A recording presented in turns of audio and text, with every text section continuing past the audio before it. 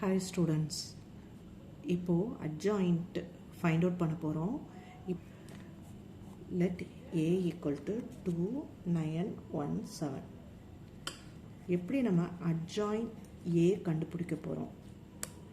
2 cross 2க்கு எப்படி கண்டுபிடிக்க போறோம்னு பார்க்குறோம். இது வந்து ரொம்ப சிம்பிள். என்ன பண்ணணும்னா இந்த ஃபர்ஸ்ட் பொசிஷனையும் லாஸ்ட் பொசிஷனையும் இன்டர்சேஞ்ச் பண்ணணும். இன்டர்சேஞ்ச்னா 2வை இங்கே எழுதணும், 7 இங்கே எழுதணும்.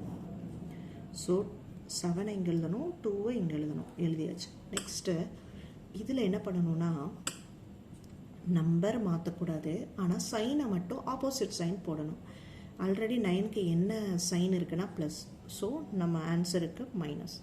இங்கே நம்பர் 1க்கு என்ன சைன் இருக்குன்னா ப்ளஸ், ஸோ நம்ம இங்கே மைனஸ் போடுறோம். அவ்வளோதான். இதுதான் adjoint A.